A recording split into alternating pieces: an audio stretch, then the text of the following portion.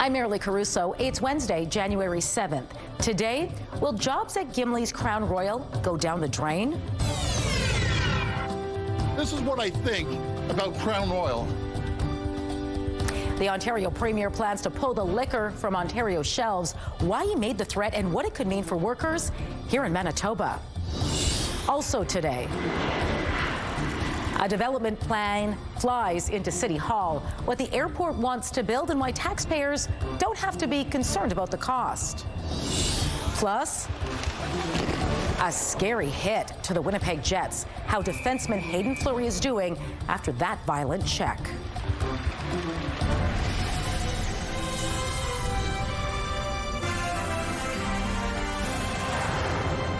Good afternoon. Thanks for joining us. Ontario's Premier is going ahead with plans to remove Crown Royal from shelves in February. This despite the fact the iconic whiskey brand is mashed, distilled and aged in Gimli, Manitoba and Quebec. With more on this, CTV's Taylor Brock is standing by live in studio. Taylor, why is Ford threatening this Manitoba-made product? Well, it's because of where it's going. The company that owns Crown Royal is planning on moving a bottling facility that's currently in Ontario to the United States. My good friend Wob Canoe, I love the guy, by the way. You know, they're doing a little production there in Quebec too, but it's all a bunch of BS. It's all going to Alabama, mark my words. This is what I think. Diageo, the company that owns Crown Royal, says it's moving the jobs to the U.S. to improve its North American supply chain. But it says the whiskey would still be mashed, distilled and aged at its Canadian facilities. Diageo is planning to shut down the plant at the end of February. Ford is vowing that when that happens, he will pull Crown Royal out of all liquor stores in Ontario.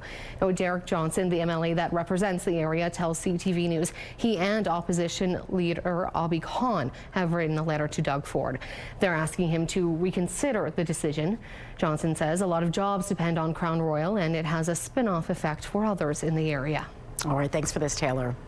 A multi-year legal battle between the RM of Thompson and the councillor it tried to remove may have reached its final conclusion. The RM lost its appeal and has been ordered to cover Donna Cox's legal expenses for the drawn-out court case. It all began back in 2023 when the rookie councillor was ordered to resign after missing 3 committee meetings. But Cox refused, arguing council changed the time of the meetings from the evening to the morning, knowing she would not be able to attend. A judge ultimately agreed and ruled Cox could retain her seat and was entitled to 95% of the legal fees she racked up fighting the attempt to remove her. Those fees totaled more than $45,000. The RM appealed that decision, but that appeal was dismissed yesterday. In a brief statement, Reeve Brian Callum says in part, quote, "Of course, we are disappointed and confused with the decision. The appeal was about the Municipal Act. All municipalities must follow it. The decision says the Act is open to a liberal interpretation, which is not stated in the Act." And the RM itself issued a statement which reads in part, quote, "Council recognizes the legal process resulted in a financial cost to the municipality. Those costs are not taken lightly. However, at the time decisions were made, Council acted in good faith and in a manner it believed was in the best interests of the municipality as a whole based on the information and advice available," end quote. The Winnipeg Airports Authority wants to develop some land it owns in Centreport, and it's willing to fund the major infrastructure project required to make it happen. A new report at City Hall recommends Winnipeg enter into an agreement for services with the WAA. It would allow the Airport Authority to connect to city water and sewer lines. The Airport Authority would be required to both fund and build the major underground infrastructure needed. This includes water mains, sewers, and other items needed to connect to the city systems. A report will be discussed at the next Property and Development Committee hearing. The Manitoba Métis Federation is positioning itself to become a major supplier of wind-generated electricity. The MMF says its energy branch, the Red River Métis Power Corporation, has signed a memorandum of understanding with International Renewable Energy Company, RES. MMF President David Chartrand says the Federation is currently in talks for a 200-megawatt wind energy project. For context, that would be about 3% of Manitoba Hydro's current net generating capacity. Economists from accounting firm Deloitte are predicting modest growth for our province's GDP in 2026. In the company's winter economic outlook, Deloitte says trade uncertainty is being felt across Manitoba's economy. It points to a slowdown in hiring in the trucking industry as export activity weakens. In 2025, household spending held up in our province. However, Deloitte believes a rising unemployment rate will weigh on spending this year.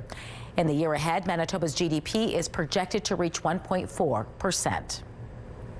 A Winnipeg Jets defenseman was rushed to hospital after a violent check sent him flying across the ice, hitting hard into the boards. Hayden Fleury was hit during last night's home game against the Vegas Golden Knights. Here's what happened.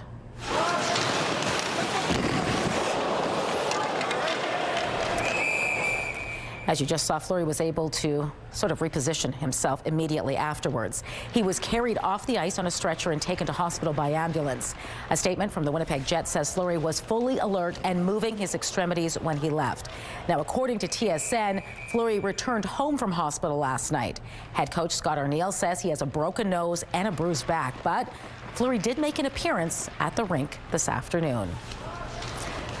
Those hockey players are tough, Colleen. We wish them a speedy recovery. Absolutely. All right, the weather not being too tough on us this week. No, not at all. Especially today. A lot of areas got pretty close to the freezing mark in southern Manitoba. We got to -2 at the Forks, -3 at the airport. Is it record-setting temperatures? Well, not even close. But still, for this time in January, it is well above normal, and these mild conditions will continue, although temperatures will fall tomorrow, but still, it's not something to be too concerned about. I'll show you why coming up. The CTV Live Eye is brought to you by Bath Fitter, exclusive home of the PermaFit solution. In Winnipeg right now, nice look out at the Esplanade Riel. It is -6 degrees. With the wind chill, it feels like -12. South winds at 18 kilometers an hour. The pressure is rising and the humidity is 87%. Out in traffic, busy on Donald Street, especially for folks heading out of downtown, coming off the Midtown Bridge. One stall to let you know about. This was about 25 minutes ago. Near in a panic, that stalled vehicle was taking up the eastbound middle lane. Dad, can you just straighten out your legs there? Impossible. Packed in like sardines. Why travelers are complaining about WestJet's new seat configurations.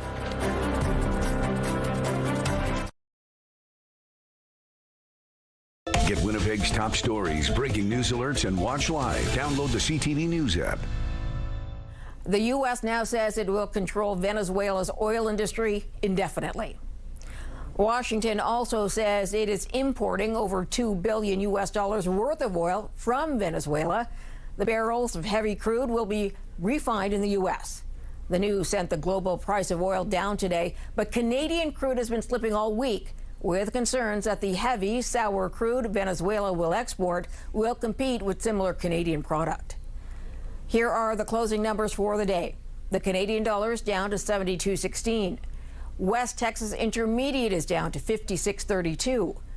Western Canadian Select down over $1 to 43.05. And the TSX lost 271 points today, but remains above 32,000. Those are your business headlines. I'm Morella Fernandez. Market Watch is brought to you by Manitoba Blue Cross. Group health plans for any size business. WestJet is in the hot seat over its cramped seats. When an Edmonton family posted a video about being squished on a recent flight, it touched a nerve. Now we're hearing from the airline about its controversial cabin redesign, which adds more seats but squeezes passengers in. CTV's Stephanie Thomas explains. Dad, can you just straighten out your legs there? Impossible. When the Schmids booked their winter vacation to the Caribbean last month, one of their connecting flights from Edmonton to Toronto felt short of legroom. It was shocking to get in there and then have my dad, who is 6'3", so he's tall, but not like abnormal human height, physically not be able to fit in the seat. Amanda Schmid posted the video online of her parents with their knees knocking the seat backs in front of them. It's been viewed over 1 million times.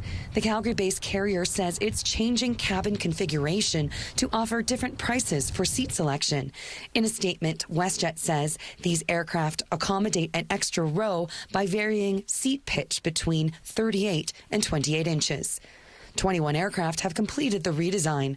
WestJet also says we are closely monitoring guest and employee feedback to assess the product's performance, comfort, and suitability. They're forcing you to upgrade, basically, if you want to be able to safely fit in your seat.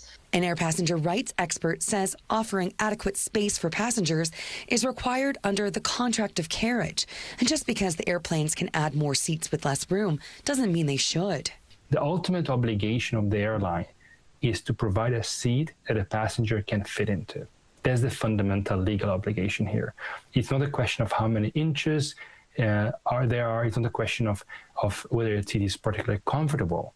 Although Schmid's father was moved to a section with more legroom before takeoff, she and her mom, at 5'11" and 5'10" foot tall, said they remained in their tight squeeze. Schmid says she has not heard from WestJet directly about her video. I would be happy to support a different airline that maybe takes more consideration to, human well-being.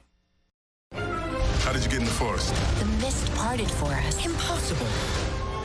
Get frozen at Assiniboine Park when you can see some free movies and take part in some other fun activities. Have a news tip? When you see news happening, let CTV News Winnipeg know. Text your tips, pictures, and videos to 10400. That's 10400. Message and data rates may apply.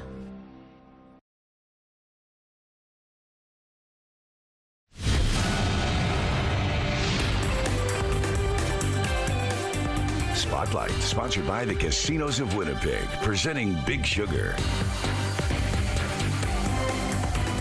Colleen Brady is back now for Spotlight. And Colleen, it looks like this weekend will be a great time to head over to Assiniboine Park. Absolutely. They're hosting a winter celebration this weekend that's going to be filled with all sorts of free family-friendly activities, and that includes an outdoor movie.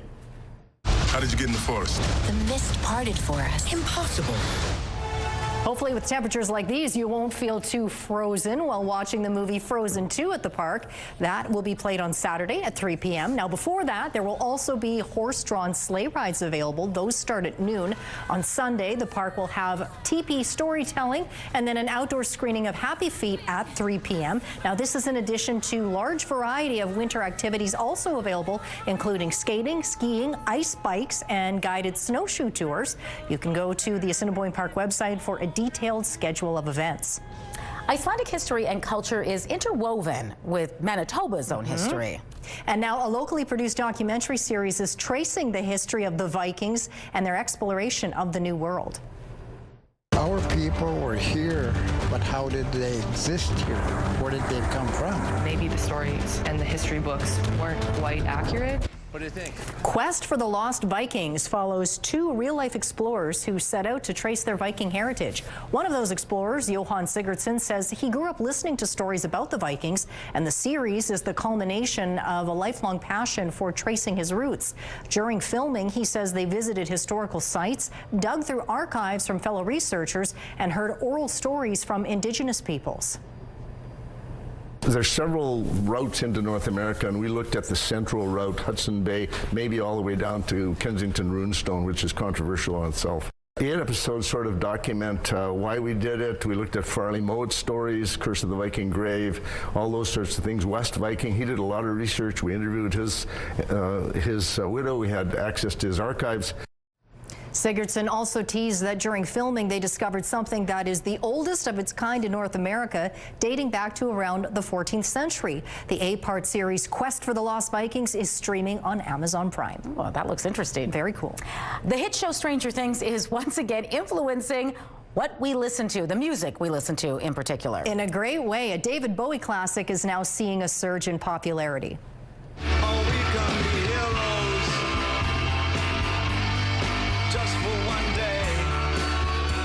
The 1977 hit Heroes is spiking to the top of people's playlists thanks to its prominent placement in the finale of Stranger Things. New data finds the song saw a spike of nearly 500% in streams after soundtracking the end credits.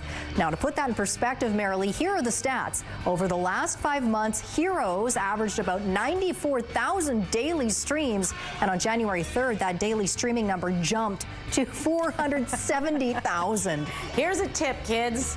Listen to some of his other songs. They're pretty good, too. They are pretty good, yeah.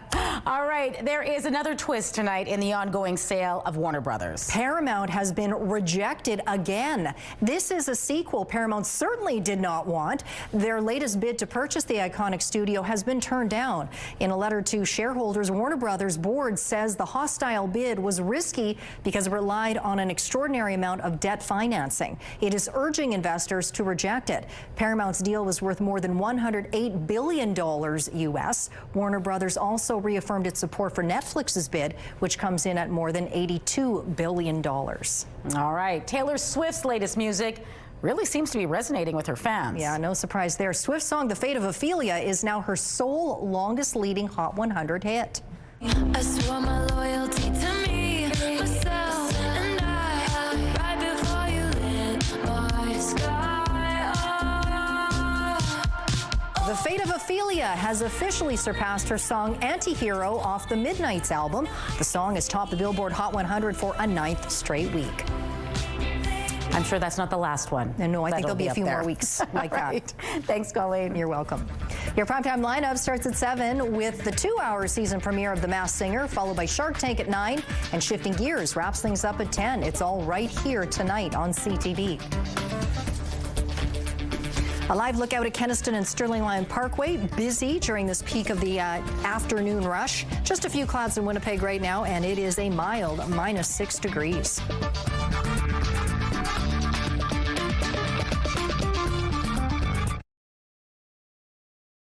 Women's clothing provided by RW & Company. Salon services provided by S&T Spa Salon.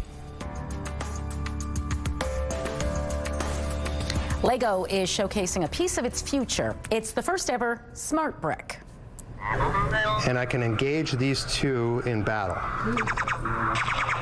And you can see the registration here on this brick. The new light-up brick contains a chip and a speaker, allowing it to interact with whatever design it's a part of, like this Star Wars creation. Lego showed off the innovation at the Consumer Electronics Show in Las Vegas. Reaction from fans is a bit underwhelming so far, but the company says the new tech is here to stay. You can interact with the little guys now?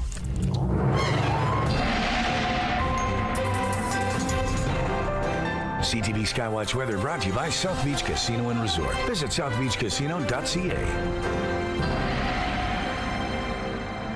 Colleen Brady is back now with your Skywatch forecast. No need to stay indoors and do your Christmas Lego tonight. Too nice. Enjoy those mild temperatures Way outside. too nice. You know, but it's funny that you say that because over the last couple of hours, there's been a bit of a drop off. Now, Brandon wasn't quite as mild as here in Winnipeg. -9 was the high temperature there this afternoon. Now, that was 2 hours ago. Fast forward just a couple of hours later, and it's dropped off. It's only -14 in Brandon right now. Here in Winnipeg, we got to, I mentioned -2 at the Forks, -3 at the airport. That was again a couple of hours ago, and then we've dropped off 3 degrees in the last 2 hours. It's now -6. Northwestern Ontario holding strong at -3 around Kenora. Up in the north right now, it's -14 in Thompson with a little bit of light snow falling there, and you can see across the north perhaps a few flurries falling here and there, a little bit of light snow, and really nothing of note, really pretty insignificant weather. Down here in the south, something to watch out for is the risk of freezing rain. First this evening in the southwest, you see it there, and then as we move later on into the night, that risk of freezing rain shifts further east through south central Manitoba and into the Red River Valley, including Winnipeg in the southeast late tonight or overnight. Northwestern Ontario, watch out for a little bit of a flurry activity and perhaps some freezing rain popping up into tomorrow morning. Now, temperatures during the day, as I mentioned, may fall a few degrees. In Winnipeg, we could see temperatures drop by late afternoon down to around -9 degrees, but that's still 4 or 5 degrees above normal for this time of year. We get into the night ahead. It will remain clear in the south, a few clouds across the north. Again, not significant weather. Pretty good few days ahead. We've already had a good start to the week. We're midway through, and the second half of the week looks good as well. As we get into fairly early Friday morning, a little bit of light snow moves into west central and northwest Manitoba. But again, this is not expected to be a particularly significant snowfall at this point. As for tonight for Winnipeg, -6 pretty much is where we'll stay put for the next several hours, with that chance of flurries or that risk of freezing rain coming through later tonight. Winds will pick up out of the west at 20, gusting to 40. So if we do see any freezing rain combined with those winds, that could polish up the roads and could make them a little slippery. Strong west winds tomorrow. Temperature dropping to -9 in the afternoon, around there under a mostly sunny sky or a mix of sun and cloud at times. Speaking of a mix of sun and cloud, we'll see plenty of days like that in our long-range forecast, including Friday, -8 degrees. Then we drop off to -12 Friday night, and then you see Saturday, we pretty much hold steady at -11, and it will be a little cloudy, but look at these temperatures rebounding by Sunday, back up to -3 degrees, a mix of sun and cloud, -1 on Monday, -2 on Tuesday, and both of those days early next week also under a mix of sun and cloud. And you see those overnight lows, particularly Sunday night and Monday night, well above normal, -4 degrees. Let's take a look at our first weather photo. A beautiful wintry shot there, and you can again see that rime ice we've been talking about over the last couple of days. That's from Betty out in the arm of Rossburn, a very picturesque photo, as is this one, again looking out at that gorgeous rime frost on the trees in Headingley. That photo is from Patrick. Email us your photos to winnipegweather@ctv.ca. The CTV Skywatch Pick of the Day is brought to you by the Manitoba Chiropractors Association. We've got your back. Sometimes when the elevator isn't working, you need to get creative. Ready, set, go.